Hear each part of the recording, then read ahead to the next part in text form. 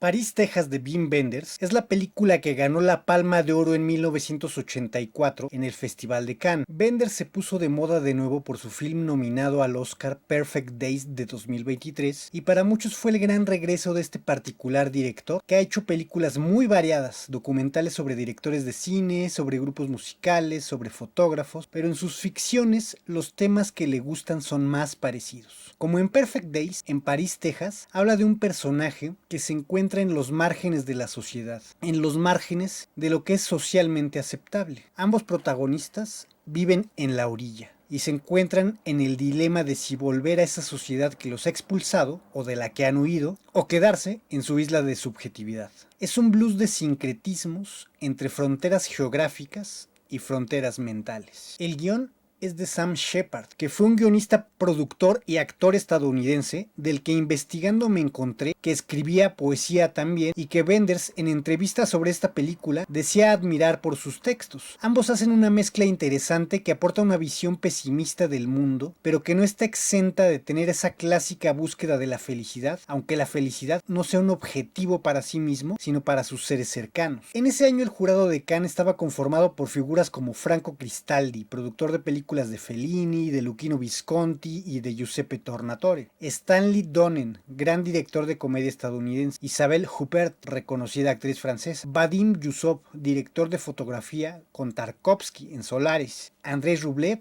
y La infancia de Iván, y Ennio Morricone, el gran músico italiano, con lo que teníamos un jurado de lujo para dicha premiación en muchos campos. Compitieron en ese año contra Wenders, Donde sueñan las hormigas de Werner Herzog, Bajo el volcán de John Huston, El elemento del crimen de Lars von Trier, Viaje a Citera de Theo Angelopoulos y Un domingo en el campo de Bertrand Tavernier, entre otros. La protagonizan Harry Dean Stanton, conocido por The Green Mile, Alien del 79 y en la legendaria Twin Peaks, Natasha Kinski, un ícono de los 80, y Dean Stockwell, a quien recordarás por su serie Viajeros en el Tiempo, que da aquí el papel de su carrera quizá. Habla sobre un hombre de casi 50 años llamado Travis, que tiene aparentemente un trastorno mental que lo ha llevado a estar perdido de la sociedad, de su familia y de sí mismo, no por meses, sino por años. En algunos textos que he encontrado lo llaman fuga disociativa, en el que un paciente pierde la noción del tiempo con una especie de amnesia temporal, deja de lado una parte de su vida, un problema que lo estresa mentalmente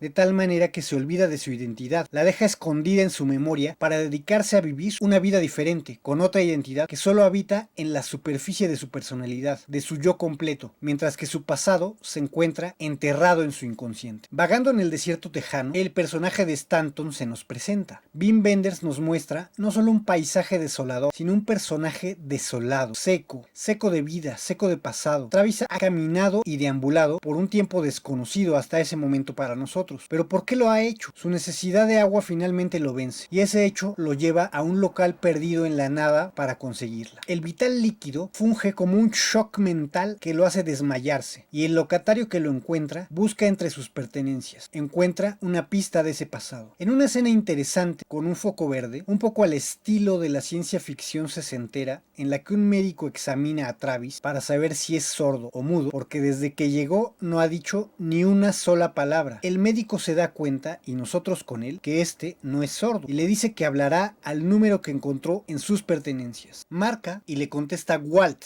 el hermano de Travis, profundamente sorprendido por la noticia de que su hermano sigue vivo, cosa que él había descartado dado que pasaron años desde su desaparición. Cuando llega por su hermano, el doctor que lo atendió le dice que se acaba de ir. Walt se apresura para alcanzarlo en el camino. Al encontrarlo, ve la figura cadavérica y desarrapada de su hermano, pero quien tarda en reconocerlo es Travis. Cuando finalmente lo hace, se sube al auto y comienzan el viaje de regreso juntos. Travis pasa casi 30 minutos de la película sin decir una sola palabra. Cuando ves este film por primera vez te enfrentas al misterio de qué pudo haber hecho alguien durante 4 años con una enfermedad mental que le impedía el saber de dónde venía y quién era, y ponerse en la perspectiva del hermano. ¿Qué le dices a alguien así? ¿Lo enfrentas, lo castigas o lo tratas como un paciente? Es una decisión muy compleja. Walter toma la opción más comprensiva y lo trata de forma amable, queriendo indagar, pero sin ser demasiado incisivo. Travis, por otro lado, va regresando de un espejismo mental del que sale a gatas. Trae consigo una fotografía de un letrero que representa el lote de un terreno del que dice ser dueño. Ese lote está ubicado en un perdido y polvoriento pueblo llamado París,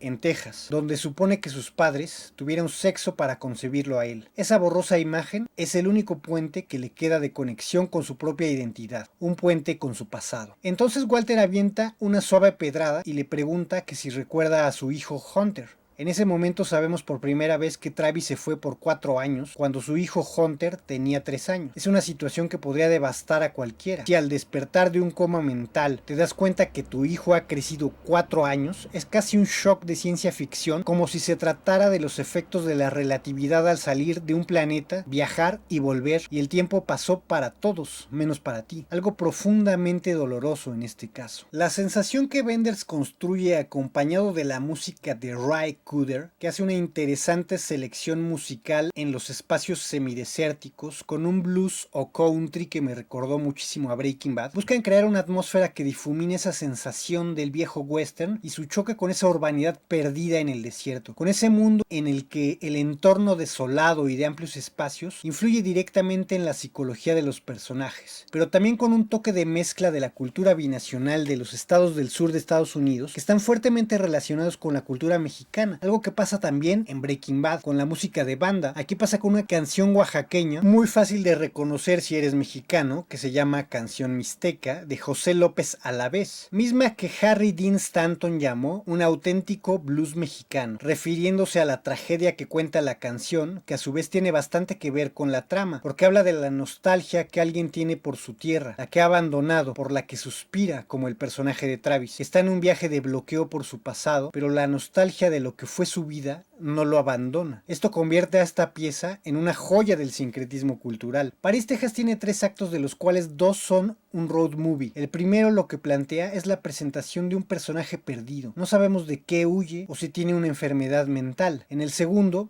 resolvemos parte de esa duda cuando Travis ve a su hijo después de 4 años de no haberlo visto, y en el tercer acto un nuevo road movie conduce a Travis y a su hijo, que tienen una nueva relación en la que juntos buscarán a su madre, Jane, Natasha Kinski. En este acto Travis acude a buscarla por medio de la información que le dio su cuñada para encontrarlo, y vemos la escena más potente de la película, que es un juego visual muy interesante. La encuentra en un extraño sitio de citas que es un tanto surrealista, en el que las chicas reciben dinero por platicar con desconocidos. Las ven sin que ellas los vean a ellos, en unas cabinas telefónicas parecidas a las de las cárceles, en las que te comunicas a través de un cristal con los reos, pero en este caso se trata de comunicar en conversaciones románticas pagadas por tipos solitarios, quizá patéticos o quizá solo tristes. Wenders nos presenta un juego de espejos impactante que cumple como una pared más de esa arquitectura dramática de la historia. Es a su vez una escena bastante teatral en la que Travis, sin ser visto, se atreve a contarle a Jane, que no sabe quién la visita del otro lado del cristal, el cómo fue, parte por parte, la transformación mental que él sufrió y el por qué se fue de su lado. Es como un confesionario en el que Travis se enfrenta a sus máximos miedos y los expone de una forma puntual, sin hacer muchos juicios, y nos deja ver cómo fue que ocurrió el problema que lo destruyó mentalmente. Travis logra encontrar la razón por la cual volvió de su mundo perdido. Se da cuenta que había una razón para volver que era más fuerte que el mal que lo alejó, que lo afectaba menos a él que a otros, aunque después descubra que su lugar ya no es ahí. Es realmente complejo el tratar de explicar esto sin hacer demasiados spoilers, pero aquí estamos ante una obra importante de la historia del cine, de la filmografía de Wenders y del Festival de Cannes. Es una buena oportunidad el entrar a ella por primera o segunda vez. Es una historia potente que no te va a decepcionar como narrativa y que te pondrá a pensar